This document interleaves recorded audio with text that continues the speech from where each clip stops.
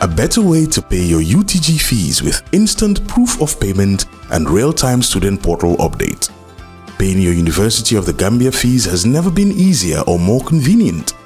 With Ecobank, students, parents and guardians can pay UTG tuition and related fees through our secure digital banking channels such as Ecobank mobile app, Ecobank Online and Ecobank Omni Lite. Once payment is completed, instant proof of payment is generated and the UTG student portal is updated in real time, allowing students to proceed immediately with registration, course selection and clearance without unnecessary delays, while giving parents and guardians peace of mind that payments have been successfully processed. How to pay via the Ecobank mobile app. Open the Ecobank mobile app and navigate to the home screen. Select Pay Bill, choose Pay a New Bill and select Schools from the category options. Select University of the Gambia. Select the specific product you are paying for. Enter your matriculation number and tap Continue. Validate your details. The system will display the payable amount. Press Continue to confirm the payment. An e-receipt is generated automatically as proof of payment with real-time updates on the student portal. How to pay via Ecobank Online or Omni Lite. Log in to Ecobank Online and Omni Lite using your credentials. Select the menu and choose Bill Payments. Choose Quick Bill Pay and select School from the category options. Select University of the Gambia. Select the specific product you are paying for. Enter your matriculation number and tap Continue. Validate your details. The system will display the payable amount. Press Continue to confirm the payment. An e-receipt is generated automatically as proof of payment with real-time updates on the student portal. Walk into any Ecobank branch or pay through our digital channels and enjoy instant proof of payment with real-time updates on the student portal. Ecobank, the Pan-African Bank.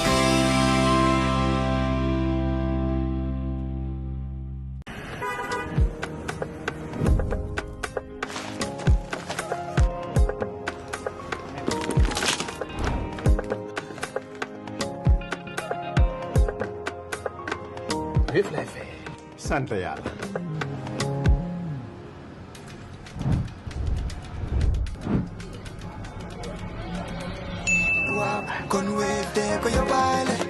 Nga xaar utal Wave nga scan nga fay te nag doo ci yokk dara.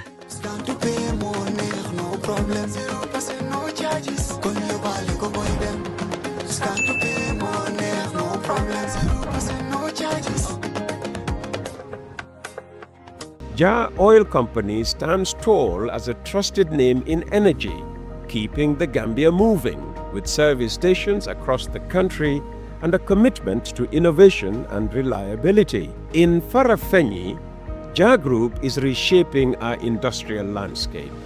The Jar Oil Cement Factory can produce up to 100,000 bags a day, reducing imports, creating jobs, and building a stronger Gambia brick by brick. And in the heart of the Central River region, Jar Farming Initiative is cultivating food security. With thousands of hectares under development and modern irrigation, Jar Farming is turning the Gambia's soil into abundance. Jar Group is more than a company.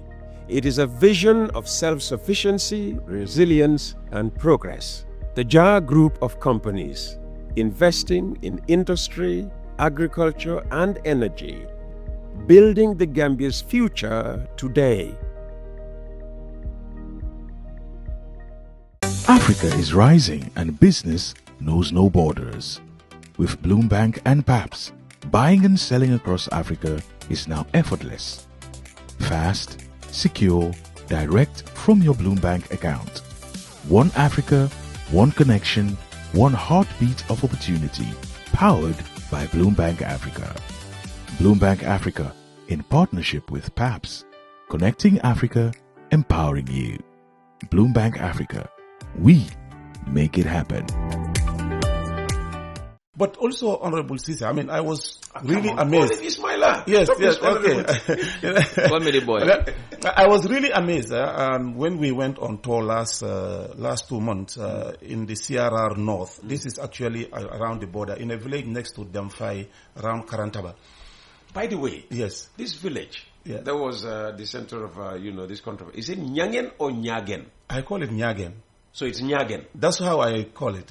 But, the way sometimes they are spelled. They spell it as Nyangen. The way they spell it. I call it Nyagen, but maybe... I have seen Nyagan, which is your Nyagen. Nyagen, yes. But here and I have seen Nyangen, and we say Nyagen. Nyagen, yeah. Probably is the way also... Okay. So you were talking about your experience. Yes, so I mean, we went to a small village, which actually, had us. And this was at night, because normally when we are doing these treks, so it takes sometimes very late at night. And then we reached a small village where we found a herder, using these water bottles that he put the electricity bulbs inside.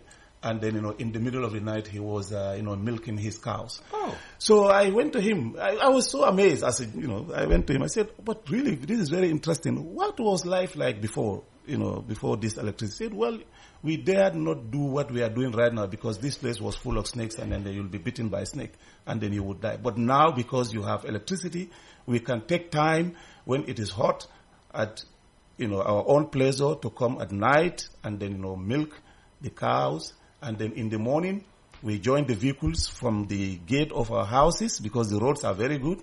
And then we reach Janjambure or other places in Bansang, to sell our milk, do some shopping there, come back, and then cook for the day. Wow. So that was really amazing. These are life-changing stories that you hear from people.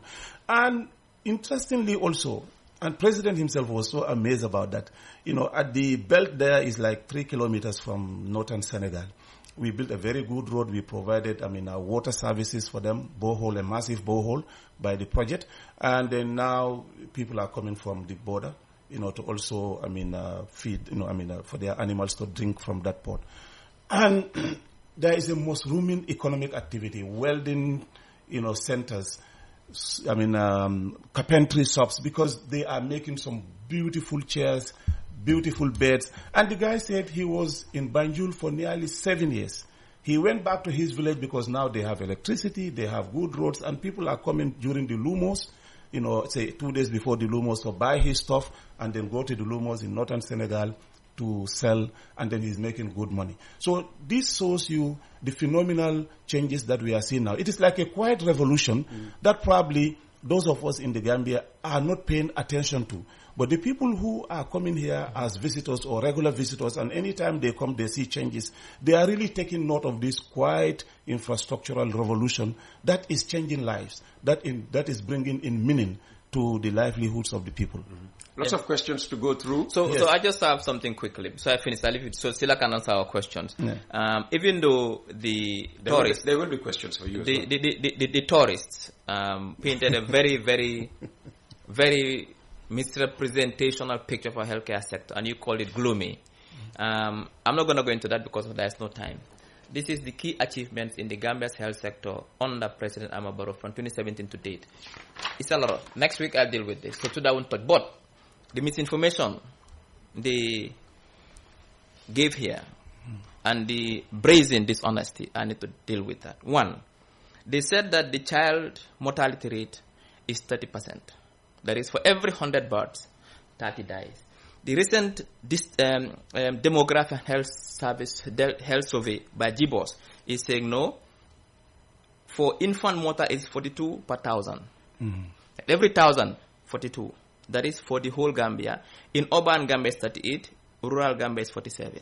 Now, that is if you die under 5-year mortality, that is if you die before you reach 5, 56 per 1,000, 51.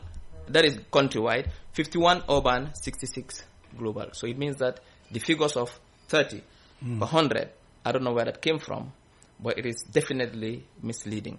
The second thing they said is about the floods. She's saying that because the roads when you build the roads, there is no drainage system. Many children died last rainy season because of floods. Where is the data? Who died? When? Where? How? We need to know that. But finally, he said the NPP scheme.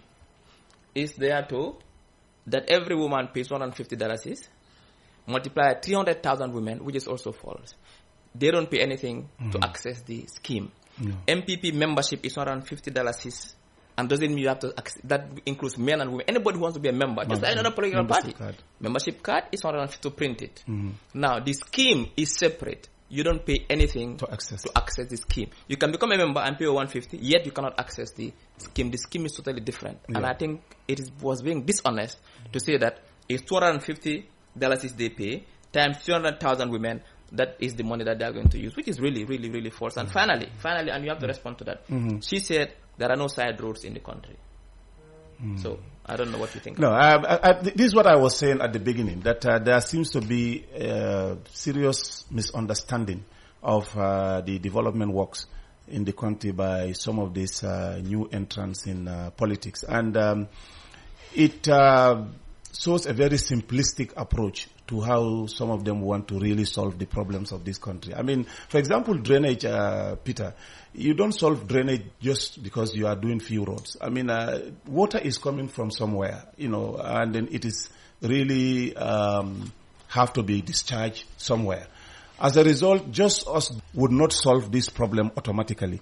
We have to, because we have done a feasibility study on what we call the Greater Banjul, drainage system. This is not only about Serekunda, it's not only about KMC, but the entire Greater Banjul area, going all the way to Brikama, Gunjur, and Burfoot, and all these places. Because the geographical architecture of the urban setup is such that water, in some areas you see water coming from Casamas, emptying into Combo East, and then going into the streams and then to the Ozone.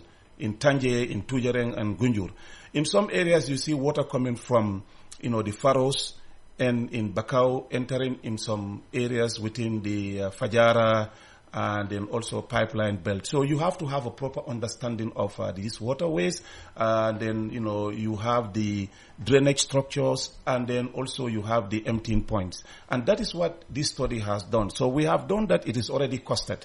So we are talking to various partners. It's not cheap money. When it was done some few years ago, it was about $70 million, dollars, to do proper drainage structures for the entire Greater Banjul area. Now, this might be more because of, changes to certain, cost, estimates of some of the things that will go into these activities. So I think, it is sometimes a serious lack of understanding of what the issues are that is causing all this, misrepresentation of facts. And I really encourage politicians, young politicians of our age, like Madam Chairsin and Mr. Sao, to always consult, us at the level of the government or ministry, so that we give them the facts about some of the things that they want to talk about. Because it is important that as a politician, when you go out there, you are not only criticizing, but you want to bring in solution. You can only bring in solution when you understand what you are talking about. All right? And this I have seen even in people that come to this studio claiming to be, lawyers and they are politicians, some of them, economists and they are politicians. They give some rather opaque explanation of things that are so simplistic that, you think, those are the solutions. But in actual fact, they are complicated issues that you don't even understand. So for us, I want to tell you that, to even think and come to radio to say that, we don't have, side roads in the urban areas is a serious lack of understanding of what you are talking about. Because what do you mean by side roads? You have, the major highways. For example, from Banjul going to Kalaji, to Jarasoma, to Basse, we have that highway. Now, what we are doing is the last mile connectivity, so that people that are deep inside these rural areas can now be moved easily into the major highways to access markets. So we have, side roads. We have roads that are connecting rural communities to the major highways. And we call them last mile connectivity. And those for you are the side roads? Yes. Okay. Yes. All right. Maybe, I don't know what they mean by side roads, basically. Okay. Well, maybe you want to discuss upcoming, the plans of your Yes. Your ministry before we start, taking questions. Okay. Some of these questions I've been forwarding to you, Yes. since Ages. yesterday. Once the flyer went out, people started, sending in messages. So just to say that first, we are inviting everybody to Madiana. this Saturday, we are inaugurating 13 kilometers of roads from Brufut to Madiana, to Banyakang, to Kunkujam Mariama, to Tujareng. Oh. And then it has interlinking communities like Besiak and other places that are close to Tujareng or Jambur, on the other end. The importance of this road cannot be overemphasized, because Madiana before, was very difficult to access. They have this very deep stream. And, during the rainy season, these communities, actually were cut off. From one another. Yeah, yeah. So now there was a program when somebody texted about that, and you were not accessible. Exactly. So now we've connected that. We've built a modern road there, and we have good culverts and iris crossings on that road. That actually will ease movement. So from Tujareng, you don't have to go Tanje Road now. All what you do from Tujareng or from Sanya, you come to Tujareng, you can go through that road and then to Burfoot, and then Burfoot, you don't have to come through the Sukuta, you can go through Mohammed Jah Johnson, then the Kasumai Johnson, and then you join the Batil Hardin. Fantastic road now. It cuts travel time by more than almost 40-45 minutes. Oh, wow. So we are inviting everybody there on Saturday. We are inviting our new breed of opposition parties. You and who? No, His Excellency the President, and the Ministry of Transport, Works and Infrastructure, and the NRA. And by the way, we have a very energetic MD of NRA, the American tone that you are talking about. So we are inviting everybody. Is he another tourist? Oh. The NRA. No. He's a fantastic. I'm just talking about energy. Just talking about the energy of this road works now. So then we also are doing 365 kilometers of roads across the country, and most of those ones are almost ready now for inauguration by His Excellency the President. The CRR North, about 55 kilometers. They are almost ready. People are enjoying those roads, and they come with street lights. Solar street lights. All the roads that are doing now, except this Madiana one, because that was part of the maintenance project of the NRA. But all new roads that we are doing, the 365, and also the 1,500 kilometers that we have started, the studies are almost completed now. They'll all come with facilities like drainage, sidewalks, and also solar street lights. And the 204 kilometer agriculture. Yes, the agriculture project also, they have 204 kilometers of roads that they are building. All these are meant to ensure that farmers are linked to, road arteries, to ensure that they can easily move from one end to the other and ease, the difficulties of lack of access to those roads as we experienced before. You want to talk about the Green Ferry? The Green Ferry, fantastic. It is operational now. And I think those that have had the experience of using it, they can confirm that it is very fast, very enjoyable, very nice. It takes about 15 to 20 minutes depending on the weather. When we first used it with the President, it was 11 minutes. Oh. Fantastic. What was his reaction when after 11 minutes he was on the other side of the... He was amazed, phenomenally amazed.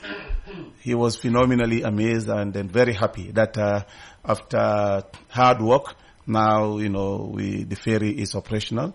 The other two ferries, the Kunta Kinte and Kanilai, we will be doing routine maintenance on them as well, so that, we keep the fleet. Get rid of them and get, two new green ferries. We are already pursuing the second green new ferry. At the operational level, the GPA and the ferry services are doing phenomenal work to ensure that, that is also provided. But, it is important that the fleets that we have, we maintain them, we renovate them, we give them a lease of life that is befitting for use on Does the it make sense given the much higher running cost, of those? They're still using what? Heavy fuel? Heavy fuel, yes, yeah. For now, we need to cope with it because we need to have an escalated degree of, fleet at our level to be able to, phase these ones out. In the meantime, we need to maintain them, we need to maintenance them, and we need to make sure that they are safe for use. Well, there was a video doing the rounds, I think hardly 2 weeks after the ferry, came into operation, where water was washing on board the ferry, and Yes. everywhere, the semblance of flooding, No, actually, was given in this video. Did you see the video? Yeah, no. I forwarded it to the GP. Yes. No. And asked for an explanation. I'm still waiting for that explanation. No, actually, it was a normal thing. Because I also saw I'm it. sitting on board a ferry, and What happened was water. the waves were very high, and the ferry was moving very fast. So as it was moving, the ferry will make sure that it splits the water to get its way out. So as it was pouncing on the water was also splashing in front of the ferry. Especially, and this is normal because if you have your vehicle in the front area of the ferry, you are moving around. When the ferry is moving very fast, you see the water is coming in. That's normal, but it was not in any way a threat to anything, and it was not abnormal. Well, it looked, really frightening because, the trucks Yes. that were there were almost knocking on, each other. Yeah, because as I was saying here, the waves were very high, and in the But sea. surely the people who were building the ferry should have known, the body of water it was going to operate in. But the ferry is in the water, Peter. Did they do any feasibility study? Very good feasibility studies were done. They came here, the engineers came here, they looked at, remember the company that built this ship, this vessel. Is it Damen? Damen has a very strong experience in this country. They have built many of our fleets, and they know the terrain very well. Their engineers are very familiar with our situation, and what was circulated as an alarming, situation on the ferry is in fact a normal thing. Those who cross Banjul Bara, they can tell you that, and those who are used to, I hardly cross. That was not threat to safety. The safety measures in these ferries are top notch. Top notch, definitely. You're right. Let's listen to this contribution from Fode Barrow in Madison. Yes. Warm greetings from Madison, Wisconsin. I hope you're doing well. I'm writing to follow up on my earlier concern regarding the placement of stop signs along the Sukuta-Jambanjeli highway. Many stop signs at feeder and road junctions still appear to face the main highway rather than the feeder roads, where drivers are required to stop before merging. Mm-hmm. This misalignment causes confusion and increases the risk of accidents. I respectfully request that Dr. Cisse raise or follow up this issue with the Minister of Works and Infrastructure Development so that the signage can be reviewed and corrected in the interest of public safety. I would also like to suggest that the Ministry and the broader administration consider incorporating designated rest areas into current and future road development projects in line with modern highway design standards. Such facilities would greatly enhance road safety, hygiene, and travel convenience, especially on long routes where access to restrooms and basic amenities is essential. Thank you for your continued service and dedication to the Gambia. Don't worry, I'm not going to ask you to follow up because the man himself is here. Yeah, thank you so much, Peter. I think actually you should be thanking Fode Barrow. Yeah, yes, thank you Fode Barrow for that question. Actually, when this was forwarded to me, remember some few months ago, we went on a visit on this particular road from Sukuta to Jambanjel, and we realized that 2 or 3 of the road signs were actually knocked down, and then probably maybe the person who was the victim of this particular thing, they just came in and strengthened the poles. The traffic signs, and then they moved them.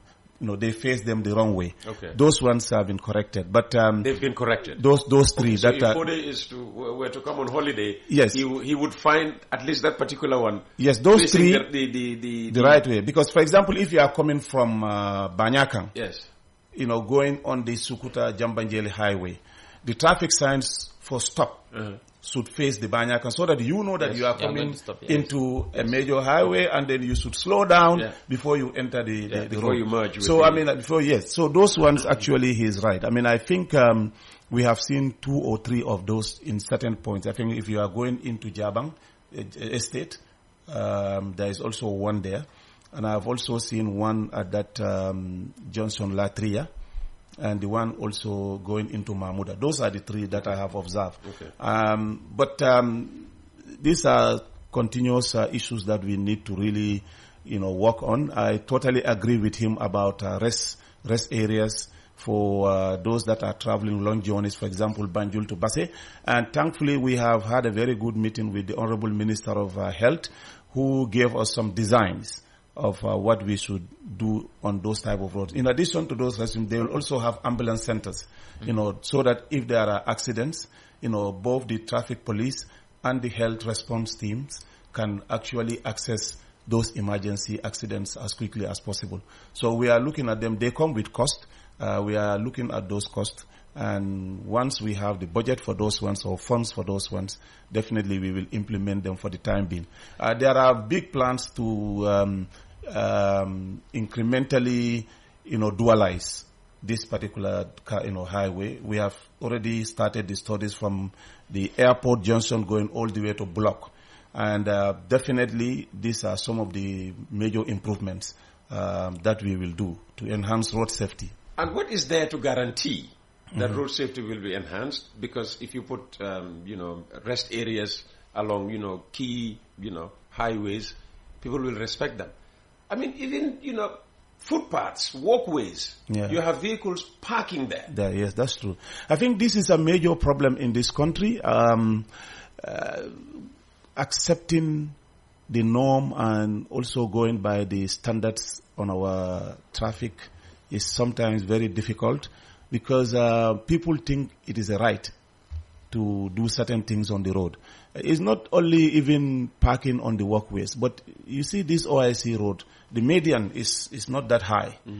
Sometimes people don't want to go all the way to the roundabouts, to get to the other lane. They will just force themselves and then, cross the median and then get to the other side. And it causes accidents. Sometimes, other vehicles that are speeding will come and hit you, and a pole will be, hit and then, damaged. So I think in as much as the police and the government are trying to enforce certain things, the people also should help us, because parking on the wrong place in itself is very dangerous.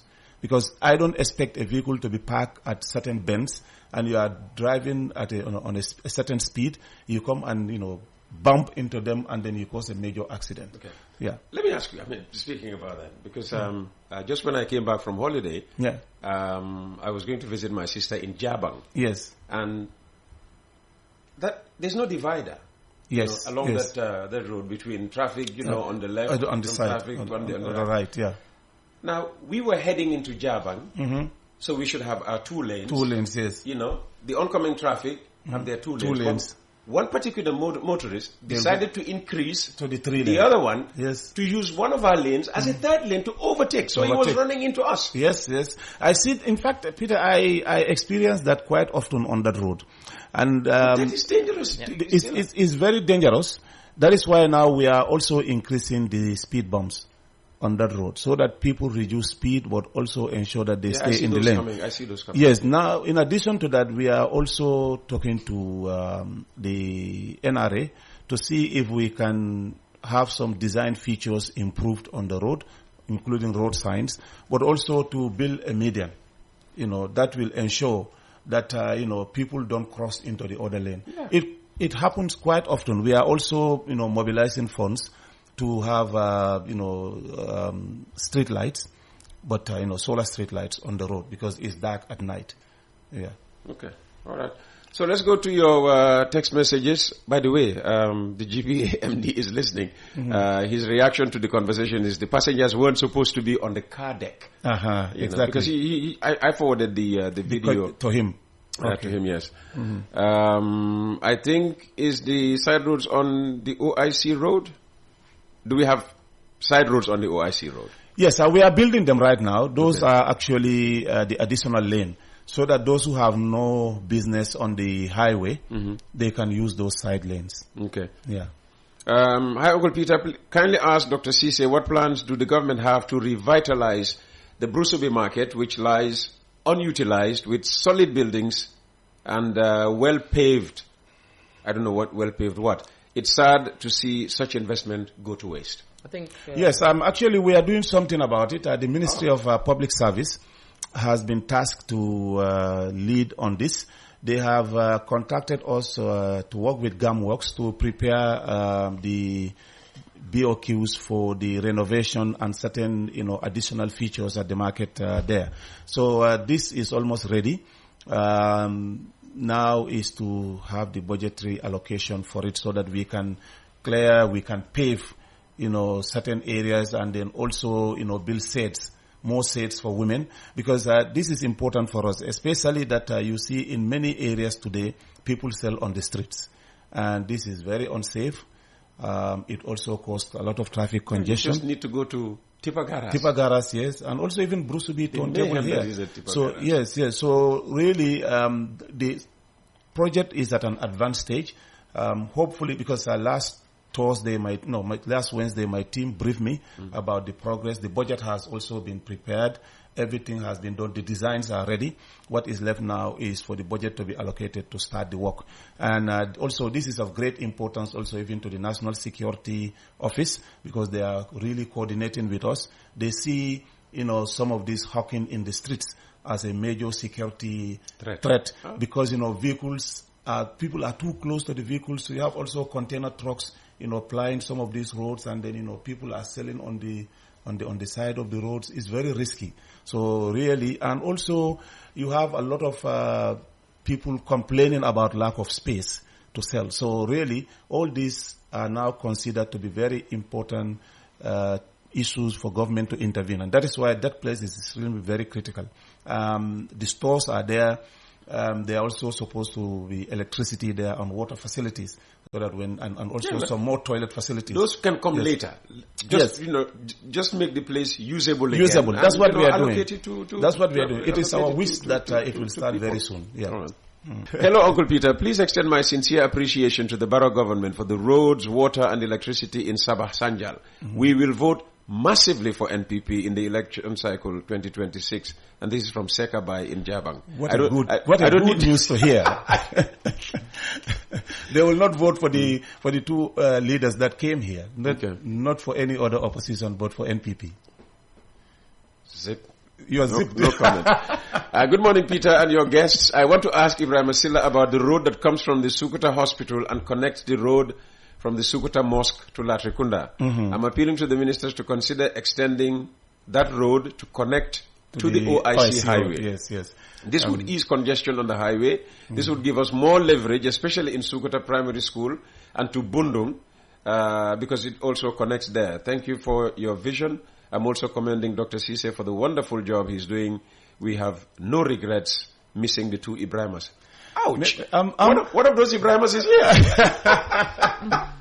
I'm now scared, because it is as if he was with us when the president was making this statement. We went out and about with the president some 2 months ago, and when we came to that intersection, he looked at the place and said, "How comes this particular one has not been done?" He said, "Well, it is not part of the project." He said, "Please prepare something and we include this in the project because it will ease congestion." This is music to the ears of people. Yes. So we are thinking about making it a single lane, because it's too narrow. You have a lot of if you want to do a demolition there, you'll demolish a lot of properties on either side of the road. So we have. When you say single lane, one way. One way, so that yes, in the morning, the traffic that is coming from the Battle Harding, the OIC highway, from the traffic from the roundabout. President won't fire you. Yes. So those ones can use that, so that the major road going into Sukuta to Bakote will be free. Then in the evening, the traffic will travel opposite. Okay. So you'll see that there'll be a major relief on that particular road. So we are thinking about that. Yeah. Okay. All right. Let's take another one. I want to ask the minister, why are the government using our office cars for presidential issues like road opening and the likes, while our day-to-day operations will be stopped? Do you impound vehicles of or impound vehicles indiscriminately when you're going on presidential missions? No, it's not necessarily us. It's the vehicle controller. Oh, okay. But they do it for a good purpose, because when the president is moving, he moves with crowd and security. And we don't, as a government, have all the resources, to be able to have vehicles for all those units and essential services that need to move with us. So when they are done, they are for short period. Immediately after the programs are ended, the vehicles are returned to their respective. DPS, for instance, gets their vehicle impounded for maybe this Sukuta upcoming trip? After a day or two, they have it back, or it wouldn't? Well, I don't know how it works, but I do know that after the programs, the vehicles are returned. Sometimes the programs are so close to each other. For example, if we are going on the lane of the foundation stones of our new roads that we are coming to do in the rural areas and also in the urban area, I mean, definitely it can be about a week or so, so the vehicles will be with us. 1 whole week. So it's not an impound, it's a repurposing. Yes. So that's the difference between impounding and repurposing a resource. Yes, exactly. So this teacup is owned by the public to use for the public, for public services. Now, it is allocated to my office for me to use to do public operations. It is needed somewhere else to do the same job. It's repurposing it there for a very short time. If you put it that way, yes. Okay. Yeah.